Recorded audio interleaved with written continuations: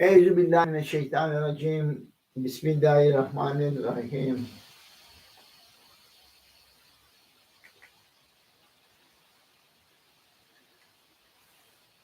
Bundan kaç sene önce camiye gitmiştim İzmir'de.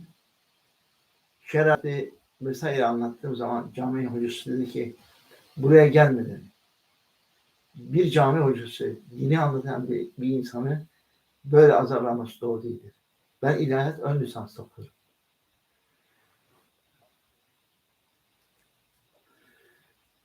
İlahiyat ön lisansta okuduğum zaman halde böyle bir din görevlisinin olması esebe karşı.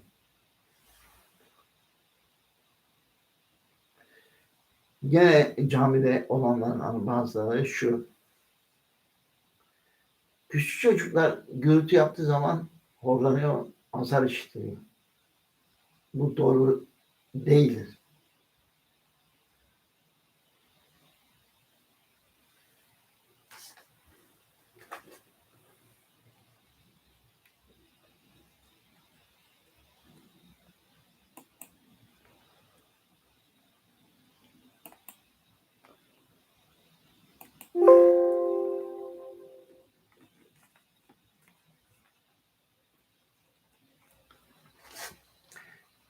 Asıl dini ayakta tutacak olan çocuklar olması gerekir. Çocukları kazanmak gerekirken böyle hareketler hiçbir dindara yakışmaz.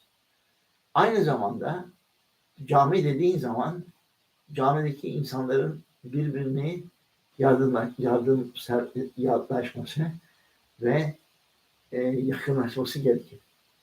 Bırakın yakınlaşmasını, kendi hizbine, cemaatine adam çeksin, ondan sonra bitti. O işi bitti. Bu doğru bir hareketler değil.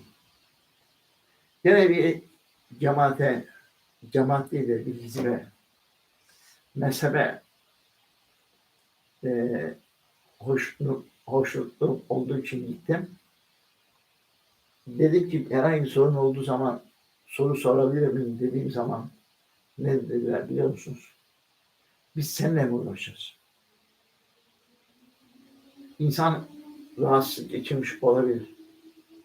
Ama rahatsızlıkla geçirdi de bir insanın başkasının hor görmesi doğru değil. Peygamberimiz için de deli diyorlardı. Onu bağlantı yapayım. Peygamberimiz deli demesinin kastı şuymuş. Profesörlerimiz söyledi. İki türlü deli var. Biri meczup, çocukları karşılan ve aklını kullanamayan. İkincisi çok zeki ve üstün zekalı anlamına geliyor.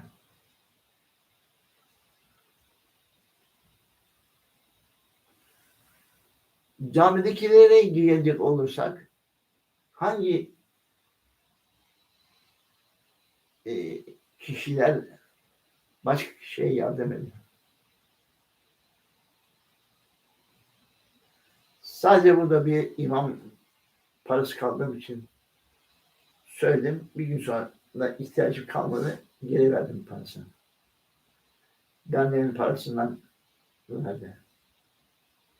Cami içindekilerinin sorunlarını dinlemedikten sonra caminin ne işleri var?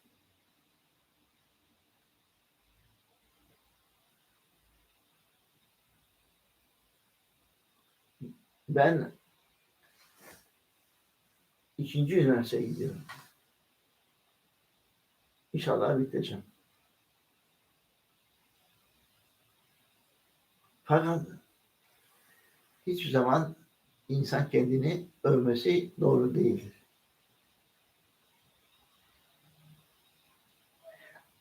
Bu benim put kırma metodumda Allah'ın izniyle oldu.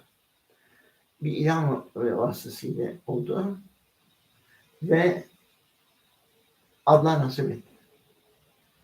Böyle sivri laflar ettim filmlerde. Bunun amacı dikkat çekip Benim arkamda kimse yok, bir şey yok. Bunu teslim edeyim. Gereğini bulduğum şeyden faydalansınlar diye. Olmadı. Belki de öldükten sonra bu faydalı olacak.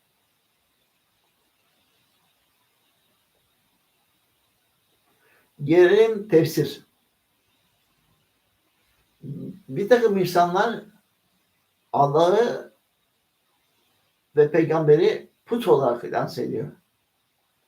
Bir kere inançsız insanın tefsiri olmaz. Müşrik tefsiri ne? Bak ondan daha iyi ya. Bir takım insanlar Müslümanları kötülüyor. Yok onları kafirleri düşman olarak gösterip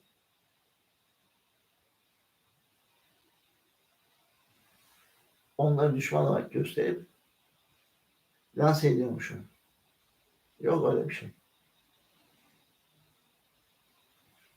Camidekilerin hepsi inançlı mı sizce?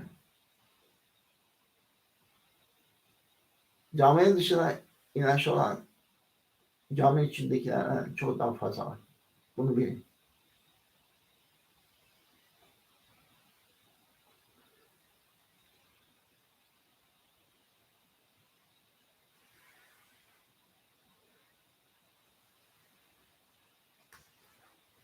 Cami hiç kimsenin tek elinde olmaması gerekir. Aksi halde caminin güvenilirliği gider ve gitmiştir. Senelerce önce bir eroinman birisi dedi ki bana hap parası ver, istediğini yapacağım dedi. Ben dedim ki verirsem camiye gider misin dedim bu cuma. Gideceğim dedim. Ben de parasını verdim. İnsanları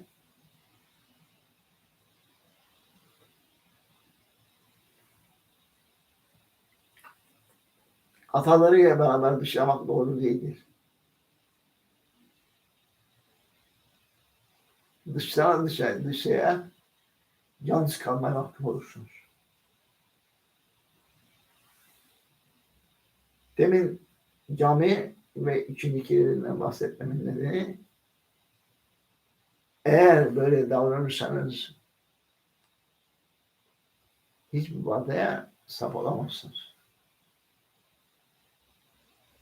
Ben yayınlarımda bizim kitaplarda öyle söylüyor. Planda, programda vesaire karşına çık olsun bitsin. Ben öyle plan program yapmıyorum. Doğaçlamadan konuşuyorum. Çünkü bir insanın ilahlaşmasına zemin sağlayacak her şeyden uzak durmaya çalışıyorum.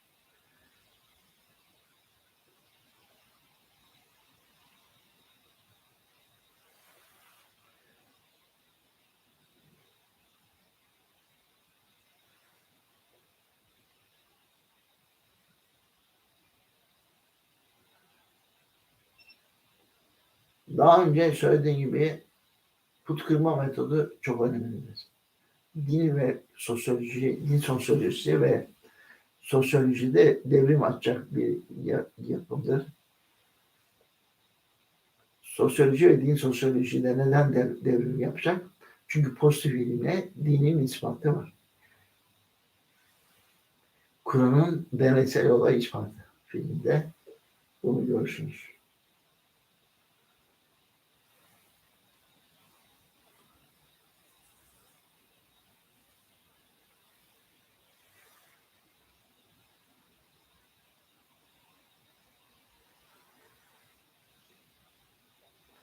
Her şeyden önce dini kendimize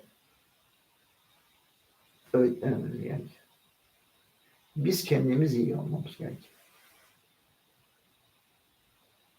Bazen taşıyor insan yanlışlıklar yapıyor. Allah affetsin. Ben bir arkadaşa gittim. Yalnız bu filmlerde değil.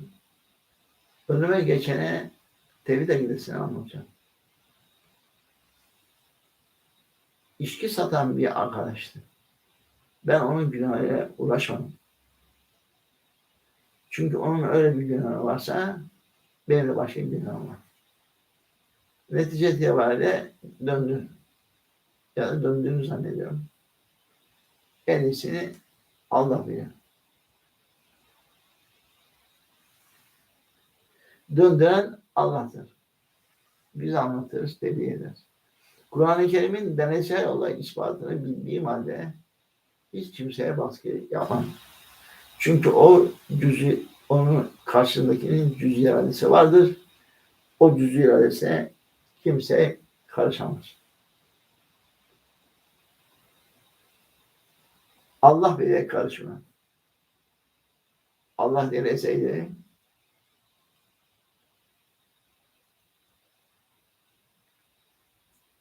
kendisi gösterir.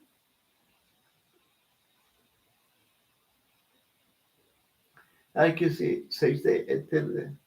Ama Allah imtihan etti. İmtihan ediyor. Filmlerde refleks sağladı. Bazen annem abuk subuk laf attı. Benim hidayet verme gücüm yoktur. Söylerim olur biter.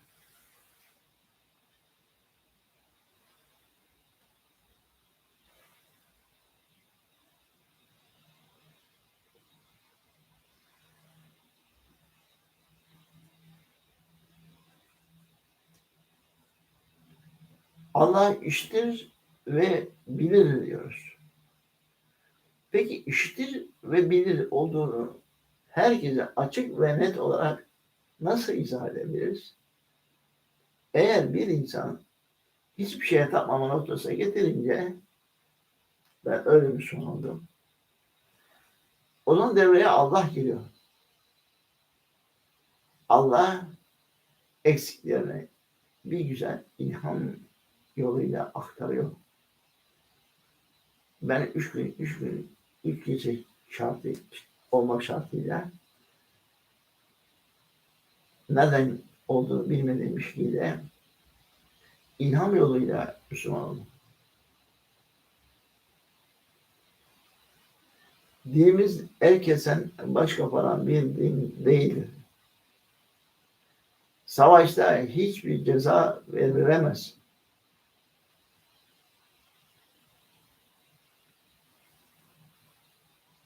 İslamiyet hemen gelse cezalar hemen bırakılarak kullanılacak diye bir söz konusu olamaz. Sen şirk diyarından geçersen kademeli geçmen gerekir. Hazırlık yapman lazım.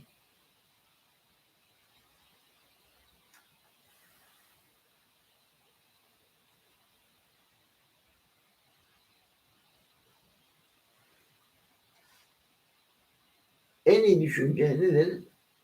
Peygamber, sahabe, tabi'in, tabi'in dönemi. Sahabeden sonra bazı gereksiz soruları sahabeden sonraki nesil Yahudi ve Hristiyanlara ya da kitap ehlileri olan kişilere soruyor ve oradan öğrendikleri cevapları tefsire ya da hadis olarak yanlarına iliştirir. İşte İsrailiyet hadisi denilen şey budur. Ama itikadı bozan bilgiler değildir. Peygamber, sahabe, tabi'in, etbai tabi'ine güven.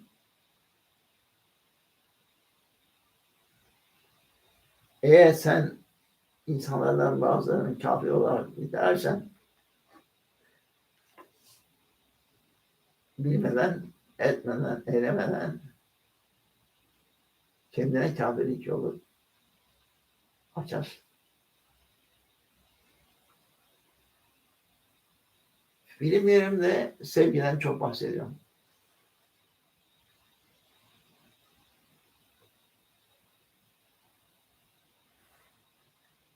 Sevgiden kastettiğim nokta şu. Hiçbir insan hiçbir şeyi sevmeden yapmayacak değil, yapar. Ama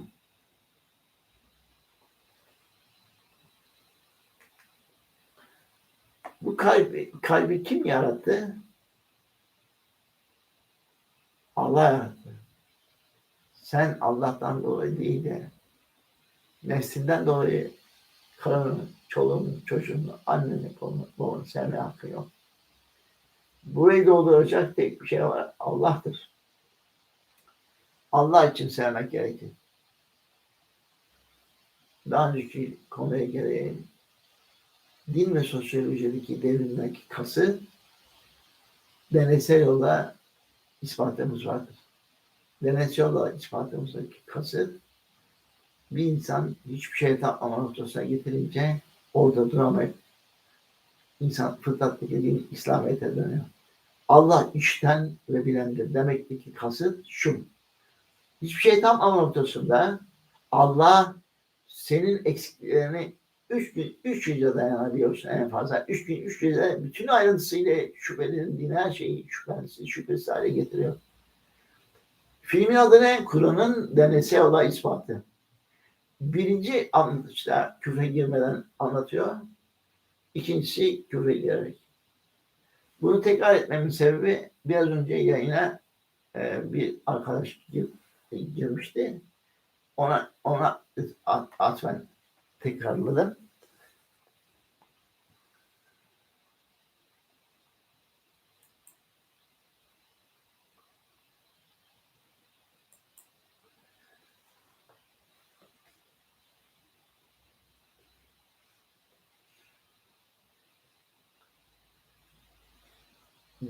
Benden daha fazla inanmayın ama kader konusunda bir tahminim var. Diyor ki Allah bir milletin düşüncelerini değiştirmekçe Allah o milletin kaderini değiştirmez. Bu filmde kaderle ilgili bir tahmin yapmıştım. 2023'te yıkılış var ve İran tarafından yıkılış var demiştim. 1980 yılında bunu tahmin etmiştim. Şimdi ise İran'la bizim aramız sıkıntılı durumda. Ben bunu tutup da insanları galeyana getirmek için yapmıyorum. Galeyana getirmek isteseydim örgütlü olarak yapmaya kalkardım. Benim hiçbir örgütle, cemaat, hizbiyle bağlantım yoktur. Kur'an'ın deneysel olay ispatını baktığın zaman iki yolda anlatma. Küfre girerek ya da küfre girmeden. Küfre girerek baktığın zaman Allah'ın içten ve bilen ne demek onu görürsünüz, duyarsınız.